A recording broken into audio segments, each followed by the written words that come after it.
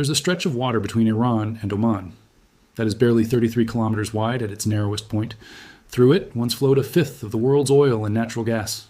Today it is closed, patrolled by American warships, and at the center of a demand so unexpected that it has stunned diplomats on both sides of the negotiating table. For months, the world believed the fight over this waterway was about money Iran wanted from the United States. Then, in a single social media post, the President of the United States turned that demand back on Tehran and asked for something no one had put on the table before. To understand why that moment matters and where it could lead next, you have to go back to the morning everything in this region changed.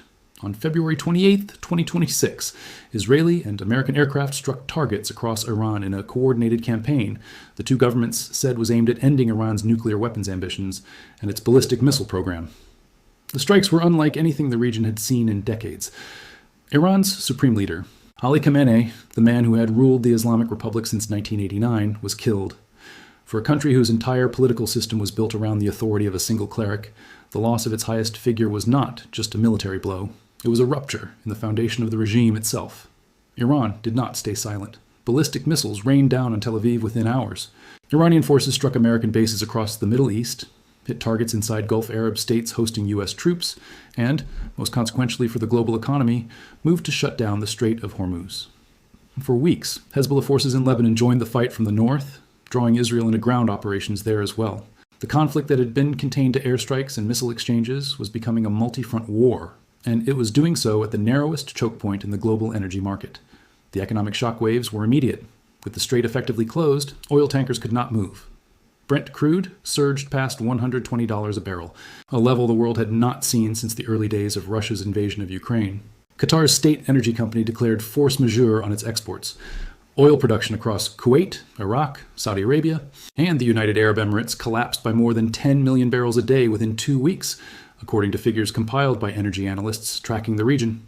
The International Energy Agency would later describe it as the largest supply disruption in the history of the global oil market. What began as a targeted military campaign against one country's weapons program had, within days, become a crisis for every economy that depends on Gulf energy, which is to say, nearly all of them. By early April, after more than 5 weeks of fighting, exhaustion on both sides opened the door to diplomacy. Pakistan, positioning itself as a neutral broker between Washington and Tehran, helped negotiate a ceasefire that took effect on April 8th. It was fragile from the start. In the opening hours, violations killed 16 people inside Iran and 4 in Israel, but under sustained American pressure, the truce held, even as sporadic strikes continued in the weeks that followed, including a round of American airstrikes on southern Iran and Tehran on May 7th, launched in response to what U.S. officials described as Iranian targeting of American warships. The war had paused, it had not ended. And the reason it had not ended came down to one unresolved question that neither side was willing to concede. Who controls the Strait of Hormuz? And on what terms does it reopen? This is where the story takes its first real turn, and where most casual observers of the conflict lose the thread. On April 13th, just days after the ceasefire began, the United States imposed a naval blockade on Iranian ports and vessels on top of the closure Iran itself had triggered. President Trump argued that every day the strait stayed closed was costing Iran roughly $500 million in lost oil revenue. Iranian officials rejected the figure as propaganda, insisting their exports were still being managed effectively. The numbers that followed suggest otherwise. Iran, which had been exporting more than 2 million barrels of crude a day before the war, saw that figure collapse to essentially zero by May. Estimated export revenue for that month fell below $200 million, against a pre-war monthly baseline more than 20 times higher. Economic analysts at Oxford Economics estimated the blockade could strip away 70% of Iran's total export income. Other assessments put the combined daily economic cost of the blockade, across lost trade and disrupted production, at more than $400 million. The human cost of that pressure showed up fastest in the price of bread. Iran's currency, the rial, which had already lost significant value after the 12-day war fought with Israel and the United States back in the summer of 2025, went into a fresh freefall. By late April 2026, it had crossed 1.8 million to the dollar. By summer, some estimates placed it above 1.3 million on a more stable basis, still a fraction of its pre-war value. Monthly inflation hit 8.8% in May alone, pushing annual inflation above 57% by some estimates, and the International Monetary Fund's outlook for the year projected the Iranian economy would contract by more than 6%, while inflation approached 70%. Bread and cereal prices rose 140% year over year. Sugar, a household staple, saw its price more than double. This was not a country entering a war from a position of strength. Iran's economy had already been unraveling before the first bomb fell, weighed down by sanctions, a collapsing banking sector, and protests that broke out at the end of 2025 as shopkeepers shuttered their businesses in frustration.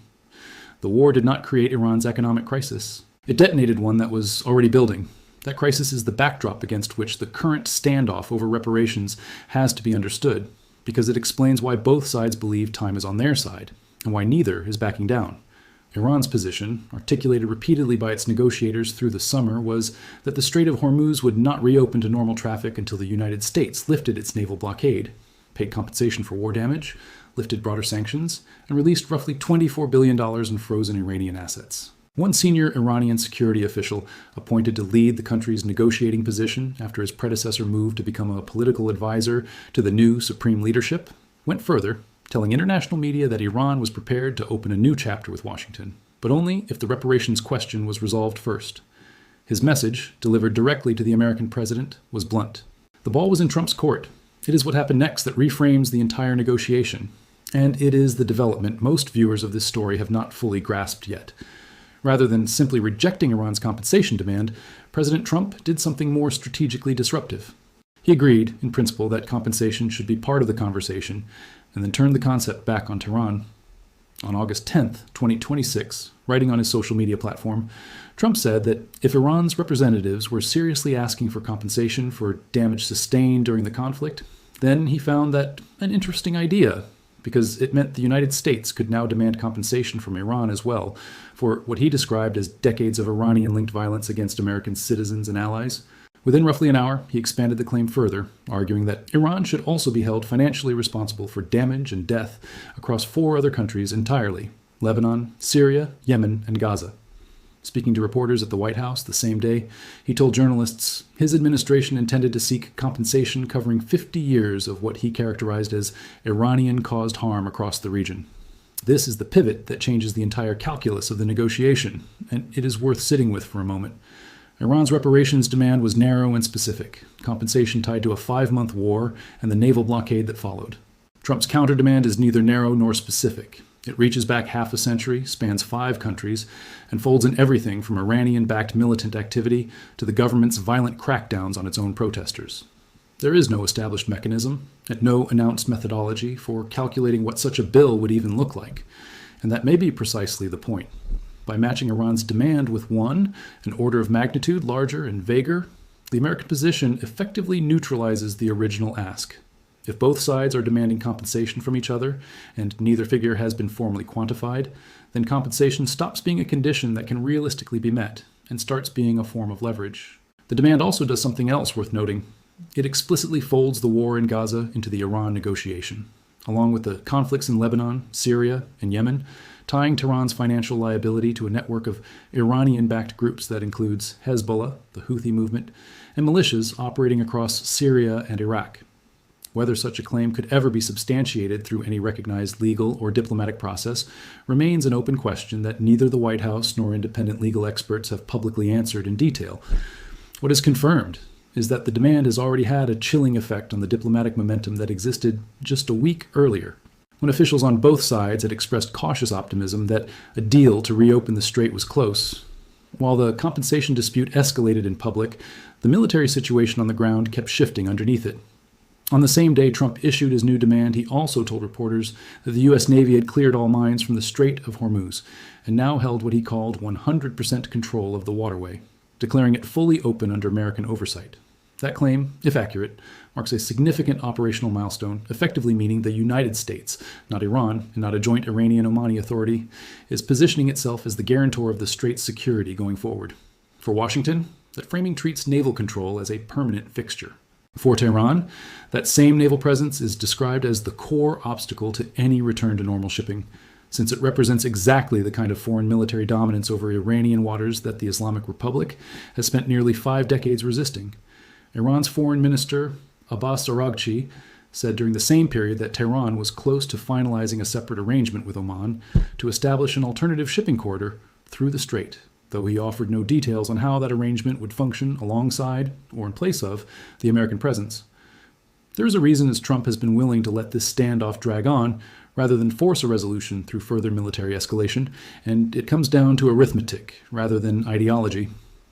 In an interview with Axios published the same week, Trump described the current American approach as low-keying the negotiations, explicitly citing Iran's runaway inflation and its dwindling financial reserves as reasons to let economic pressure, not additional airstrikes, do the work of bringing Tehran back to the table. It is a notable shift in posture. Earlier in the conflict in March, Trump had declared there would be no deal with Iran short of what he called unconditional surrender, and had spoken about wanting the country's leadership structure removed entirely, going so far as to tell reporters he was tracking a list of potential successor figures he hoped would survive the war. By August, the rhetoric of regime change has been set aside, at least publicly, in favor of a slower strategy. Tighten the blockade, let the rial keep sliding, and wait. Whether that strategy is working is genuinely contested, and this is one of the central unresolved questions of the story. Independent economists who study Iran caution against assuming the country is close to collapse. Hadi Khalilzadeh, an Iranian economist and research fellow at Brandeis University, has noted that while the economic cost of the war and blockade has been substantial and unprecedented for Iran, the country has withstood decades of sanctions and pressure before, and its capacity to adapt has not been fully dismantled. That assessment complicates the simple narrative that economic pain alone will force Tehran into concessions. Iran's government has continued to insist publicly that its oil exports are being managed effectively despite the blockade, even as independent trade data suggests otherwise. The truth likely sits somewhere between total collapse and total resilience, a country absorbing enormous damage while still finding ways, however costly, to keep functioning. Meanwhile, the risk of the conflict spreading beyond its current boundaries has not disappeared. In the days immediately surrounding Trump's new compensation demand, Iranian-backed Houthi forces in Yemen carried out 2 attacks within 24 hours on the government-held port city of Mocha, a strike pattern that raises the possibility of the conflict expanding into the Red Sea, a separate and equally strategic global shipping corridor already disrupted by Houthi activity over the past 2 years. If fighting intensifies there while the Strait of Hormuz standoff remains unresolved, the world could be looking at simultaneous disruptions to 2 of its most critical maritime trade routes at once, a scenario that energy markets have so far priced in only partially. What makes this moment different from earlier phases of the war is not the scale of violence, which has actually diminished since the ceasefire took hold in April, but the nature of the deadlock itself. This is no longer primarily a military confrontation. It is a negotiation over money, sovereignty, and precedent, conducted partly through official channels and partly through public social media posts, in which each side's demand is calibrated less to be paid than to be unanswerable. Iran wants to establish on the record that the United States inflicted damage it is responsible for. The United States, by matching and expanding that claim, wants to establish that any accounting of harm in this conflict cannot be resolved in Iran's favor alone. Both positions are, in practical terms, unenforceable without the other side's cooperation, which is exactly why neither side has to actually concede anything by making them. The unanswered question hanging over all of this is what happens if the deadlock simply continues indefinitely. Iran's frozen assets, roughly $24 billion, by its own government's estimate, remain untouched. The naval blockade, now in its 5th month, continues to strangle export revenue that Iran badly needs to stabilize its currency and feed a population already paying record prices for basic staples. American officials appear content to let that pressure build rather than escalate militarily again, but that patience carries its own risk. A government under enough economic strain with a population already primed by the protests of late 2025 is not necessarily a government that becomes more cooperative. Regimes under existential economic pressure have historically been just as likely to dig in as to capitulate, particularly when the alternative, in the eyes of Iran's leadership, is being seen to surrender to an American ultimatum after already losing their supreme leader to an airstrike. What is verified, as of this week, is this. The ceasefire from April continues to hold in its broad strokes, even as both sides trade sharp rhetoric. The United States asserts full naval control over the Strait of Hormuz. Iran insists that control is illegitimate and that reopening the strait to normal trade requires compensation, sanctions relief, and the return of its frozen assets. President Trump has answered that demand not with a rejection, but with a counter-demand of his own, one that spans 5 countries in 50 years, transforming a bilateral dispute over one war into an open-ended reckoning over the entire recent history of Iranian regional influence. Neither government has indicated it intends to back down. Global oil markets, still elevated well above pre-war levels, continue to absorb the uncertainty. And ordinary Iranians, watching their currency lose value week by week, are left waiting to see whether a settlement over money will succeed, where 5 months of missiles could not. Wars are usually remembered for how they end. This one may be remembered for how it refused to. What began as a campaign to destroy a nuclear program has become a negotiation over who owes whom, stretching from the deck of an American warship in the Strait of Hormuz to the price of a loaf of bread in Tehran. The missiles have mostly stopped. The argument over what is owed and to whom may end up outlasting the war itself.